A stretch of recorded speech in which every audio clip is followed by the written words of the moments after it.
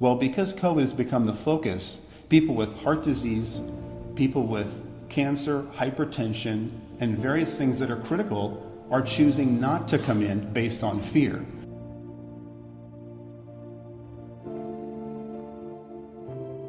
So what that's doing is causing the health system to focus on COVID and not focus on a myriad of other things that are critical, because we don't have the staff there, and the major component is fear.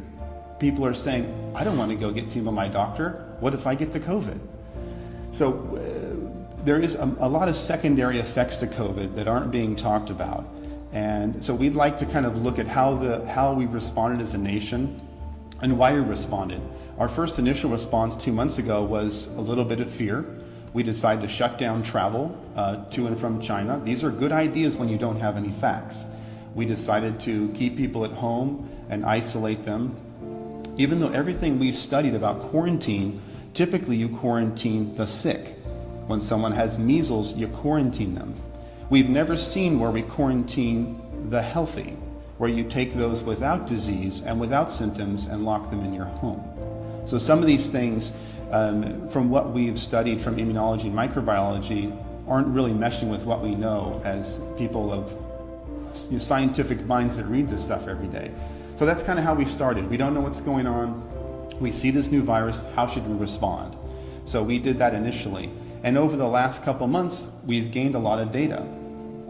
Typically in Kern County, for instance, we've tested 5,213 people, and we have 340 positive COVID cases. Well, that's 6.5% of the population, which would indicate that there is a widespread viral infection, similar to flu. We think it's kind of ubiquitous throughout California. We're going to go over those numbers a little bit to kind of help you see how widespread COVID is and see how we should be responding to it based on its prevalence throughout society, or it's the existence of the cases that we already know about. So if we look at California, these numbers are from yesterday. We have 33,865 COVID cases out of a total of 280,900 total tested.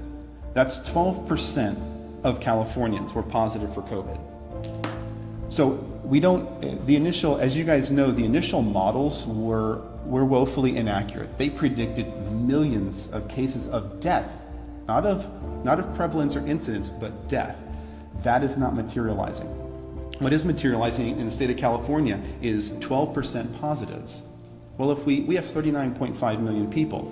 If we just take a basic calculation and extrapolate that out, that equates to about 4.7 million cases throughout the state of California, which means this thing is widespread. That's the good news. We've seen 1,227 deaths in the state of California with a possible incidence or prevalence of 4.7 million. That means you have a 0.03 chance of dying from COVID-19 in the state of California. 0.03 chance of dying from COVID in the state of California. Does that necessitate sheltering in place? Does that necessitate shutting down medical systems? Does that necessitate people being out of work? So that's California, and I also wanted to mention that 96% of people in California who get COVID recover with almost no significant sequelae or no significant continuing medical problems. So those are important statistics for the state of California. 2 months ago, we didn't know this. So I'm going to bring it to light now because we're sharing our own data. This isn't data filtered through someone. This is our own data. We found 6.5%, and then California has found 12%. So the more you test, the more positives you get, the prevalence number goes up, and the death rate stays the same. So it gets smaller and smaller and smaller. And as we move through this data, what I want you to see is millions of cases, small amount of death. Millions of cases, small amount of death. And you will see that in every state. And since we're talking about following the science, we're going to follow the statistics and follow the science. USA, this is a big one for us. 802,590 cases as of yesterday. We've tested over 4 million. If you guys have studied globally what's happening, that's double what any other country. Germany's at 2. I realize their populations are lower, but the fact that we were able to ramp up and do 4 million is pretty impressive, which gives us a 19.6% positive out of those who were tested for COVID-19. So if this is a typical extrapolation, 328 million people times 19.6 is 64 million. That's a significant amount of people with COVID. It's similar to the flu. If you study the numbers in 2017 and 2018, we had 50 to 60 million with the flu. And we had a similar death rate. The deaths in the United States were 43,545. Similar to the flu of 2017, 2018. We always have between 37 and 60,000 deaths in the United States every single year. No pandemic talk, no shelter in place, no shutting down of businesses, no sending doctors home. Spain has 47 million people. So that equates to about 10 million cases. If we extrapolate the data as we've been doing with every state, gives us about 10 million cases. How many died in Spain? 21,282 out of 47 million. You have a 0.05 chance of dying from COVID as a citizen of Spain, and a 90% chance of recovery from COVID without being on a vent, without being in a hospital. Norway has lockdown, Sweden does not have lockdown.